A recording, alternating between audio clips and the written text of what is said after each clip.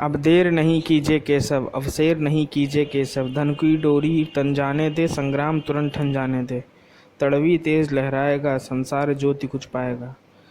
ये पंक्ति हमें ये सिखाती है कि अब जब अपनी तैयारी को आप कर रहे हैं तो उस तैयारी को और तेज़ कर दीजिए, क्योंकि अब संग्राम जो है बस आप समझ लीजिए कुछ अगले 3 महीनों के अंदर आपको आपका भविष्य जो है वो तय करने के लिए है।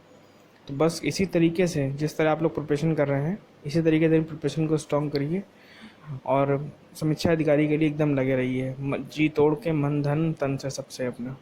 क्योंकि जब आप इस तरह ही प्रिपरेशन को बराबर स्ट्रॉन्ग करेंगे, जीतता वो नहीं है जो ज़्यादा पढ़ता है, जीतता वो है जो कम पढ़ के वो मैटर पढ़ लेता है जो रियली उसके एग्ज़ाम के लिए हेल्पफुल है।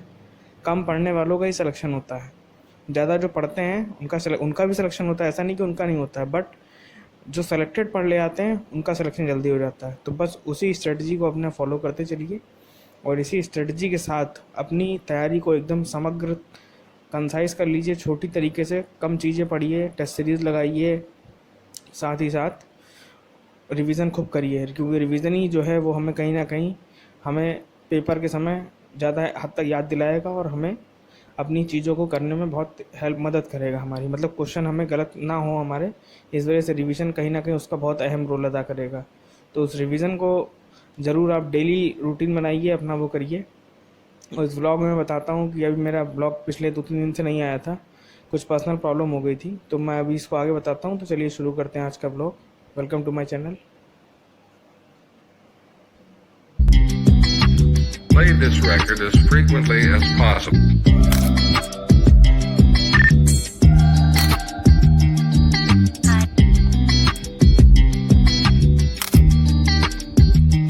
सो हाय फ्रेंड्स, गुड मॉर्निंग। तो ये है सेल्फ स्टडी ब्लॉग जो समीक्षा अधिकारी की तैयारी के लिए मैं अपना स्टडी ब्लॉग जो है वो डेली मैं रूटीन के हिसाब से जो पढ़ता हूँ वो मैं अपना अपडेट करता रहता हूँ आप लोगों को वीडियो के माध्यम से। तो एक्चुअली मैं अभी 2-3 दिन पहले वीडियो नहीं आ रहा था क्योंकि थोड़ा पर्सनल प्रॉब्लम हो गई थी।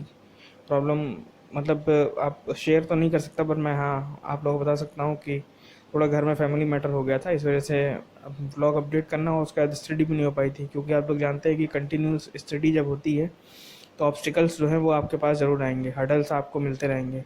तो इन्हीं हर्डल्स को करते हुए मैंने पढ़ाई की, बट मेरी पढ़ाई 1-2 घंटे की हो पाई खाली बीच में 2-3 दिन से, मतलब मान के चलिए दशहरे के बाद से। तो फिर वो आज जो है वो बैक टू द लाइफ, मतलब मैंने किया है अपना सब अपने हर्डल्स और जो ऑब्स्टिकल्स थे बीच में उनको सबको हटा के, तो फिर से मैंने अपनी पढ़ाई को जैसे मैं कर रहा था पिछले 1-1.5 महीने 2 महीने से, मतलब कर तो मैं काफ़ी दिन से रहा था, बट स्पेशली आर ओ के लिए पिछले 2-2.5 महीने से मैं कर रहा था, तो उसको मैंने आगे कंटिन्यू कर लिया है। तो जैसे कि आप देख रहे हैं करंट अफेयर था, तो मैंने करंट अफेयर की मेरी मैगज़ीन जो है ऑलमोस्ट मतलब जितने टॉपिक्स होते हैं मैंने पढ़ डाले हैं, खेल वगैरह बस वन लाइनर वगैरह और पीछे पेपर वगैरह दिए हुए हैं और यूपीजी के रिवीजन करना है। तो ये सब मैं अपना कर वर्क के, क्योंकि करंट अफेयर तो जानते ही हैं क्योंकि कितना इंपॉर्टेंट है। 25 से 30 क्वेश्चन मैक्सिमम बता रहा हूँ मैं, पर ये मान के चलिए 20-22 क्वेश्चन तो आते ही आते हैं। उसके बाद आप लोगों को पता है कि मैंने अपना यूपीजी के मतलब क्या हर सब्जेक्ट वाइज क्या इंपॉर्टेंट टॉपिक्स हैं वो पढ़ने हैं, उनके लिए मैंने अलग से एक शीट बना रखी है। तो वो शीट के अकॉर्डिंग मैंने जो है यूपीजी के अपना उठाया और यूपीजी के में मैं योजनाएं वगैरह पढ़ ली थी मैंने, और पहले तो जो पुराना पढ़ा था उसको रिवीजन किया। क्योंकि यूपीजी के मेरी मतलब उम्मीद तो मेरी यही है कि अगर आपको आगे प्रॉब्लम नहीं होती तो मान के चलिए कि इस मंथ मतलब 31 तारीख तक मैं यूपीजी के अपना पूरा ख़त्म करके फिर 1 तारीख से रिवीजन ही करूँगा यूपीजी के का भी, क्योंकि लगभग मैंने पढ़ लिया है। बस वही जनजातियाँ वगैरह ही पढ़ ली थी कुछ, अब मुझे बस खाली वही हेरिटेज साइट वगैरह और जो अभयारण्य वगैरह हैं ये सब अपने कंप्लीट करेंगे एक एक करके। और जो लोग तैयारी कर रहे हैं वो एक चीज़ ध्यान रखें कि यूपीजी के कोई बुक लाएं, परीक्षा वाणी लाएं, चाहे घटनासार लाएं या और भी कोई थर्ड बुक लेके आएँ, पूरी बुक नहीं पढ़नी है आपको। स्पेशली पहले तो पीवाईक्यू अगर आप नहीं कर रहे हैं तो बहुत बड़ी गलती कर रहे हैं, मैं बता रहा हूँ पीवाईक्यू आपको करना ही करना है। पीवाईक्यू अगर आप नहीं करते हैं तो फिर आप समझिए बहुत ही मतलब ट्रबल हो जाएगी लास्टली टाइम में। और क्योंकि पीवाईक्यू से आपको ये थोड़ा आइडिया हो जाएगा कि क्वेश्चन वो पूछ क्या रहा है। और पीवाईक्यू ज़्यादा पुराने मत देखिएगा आप, जैसे 2010 वाला या इससे पहले के ज़्यादा मत देखिए। इधर के जो एग्ज़ाम हुए हैं 2010 से देख सकते हैं, उससे पहले के एग्ज़ाम में बहुत ही ओल्ड टाइप का दिया हुआ है, उसमें 2 ही 4 क्वेश्चन आ रहे हैं पीवाईक्यू में। बट इधर देखिए आप संख्या धीरे धीरे बढ़ती जा रही है, यूपी जीके में की संख्या मतलब ये मान के चलिए अच्छे खासे 15-15 क्वेश्चन तो दे ही देता है। तो उसको पूरा आपने इसी तरीके से कंसाइज मटेरियल और चाहिए तो मेरा शायद एक वीडियो पड़ा हुआ, अगर नहीं पड़ा तो मुझे कमेंट करिएगा, तो मैं वीडियो अपलोड कर दूंगा कि जो इंपॉर्टेंट टॉपिक्स हैं वो पढ़ने हैं। और घटना चक्र, पहले तो एक तो घटना चक्र यूपी जीके की आती नहीं है, तो उसको लगाना अपने आप में एक डिफ़िकल्ट है, तो आपको एक बुक से ही फॉलो करना पड़ेगा और पीवाईक्यू से अपना विवेक जो है जगा के अपना काम करना पड़ेगा। उसके बाद मैंने फिर पॉलिटी में जो टॉपिक्स थे शीट वगैरह से, तो मैंने पॉलिटी में पहले पीवाईक्यू देखिए आप लोग, जैसे मैं देख रहा हूँ पहले हर चैप्टर या कोई भी सब्जेक्ट पढ़ने से पहले पीवाईक्यू मैं ज़रूर एनालाइज़ करता हूँ, क्योंकि पीवाईक्यू अगर एनालाइज़ नहीं करूँगा मैं तो मुझे आइडिया नहीं लग पाएगा कि एग्जैक्टली टॉपिक जो है वो कहाँ से बनना है। तो पहले पीवाईक्यू देख लिए उसमें से कि किस टॉपिक से कितने क्वेश्चन बन रहे हैं, एग्जैक्टली टॉपिक कहाँ से। जैसे भाग 5 बड़ा इंपॉर्टेंट है पॉलिटी में, मतलब 2 क्वेश्चन 3 क्वेश्चन तो मुझे हर मतलब सेट में मिल ही गए हैं राष्ट्रपति से, तो भाग 5 को अच्छे से पढ़िए। कमिटियाँ जो हैं उनको ढंग से पढ़िए जो, और उसके अलावा जैसे फंडामेंटल राइट वगैरह से तो क्वेश्चन आते ही आते हैं, पंचायती राज से क्वेश्चन बहुत सारे आते हैं, पंचायती राज को पढ़िए।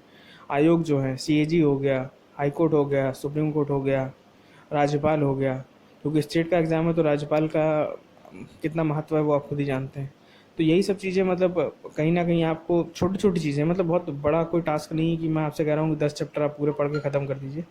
ये बहुत छोटे छोटे साइज़ है, मतलब छोटी छोटी चीज़ें हैं, आप इनको अगर करते चलेंगे तो आप काफ़ी हद तक देखेंगे कि आप बहुत स्ट्रॉन्गेस्ट रूप में आपकी प्रिपरेशन चली गई है, मतलब अच्छे से, मतलब आप एक अच्छा मतलब स्कोर करने में माँ की बहुत मदद करेगी। और जो अभी भी देखिए इनफ समय है, अगर आपने पहले थोड़ा बहुत ही पढ़ रखा है, अगर अभी भी आप रेगुलरली कंटिन्यूसली और घटना चक्र के साथ मतलब सारे सब्जेक्ट ही घटना चक्र लगाते हुए अगर आप अपनी तैयारी को आगे बढ़ाते हैं तो डेफिनेटली आप समझ लीजिए आपको बहुत फ़ायदा होगा।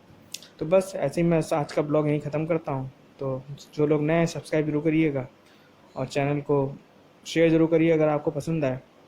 और बस ऐसे ही मिलते हैं कल के ब्लॉग में। Thank you so much. शुभ रात्रि, शब्बा खैर।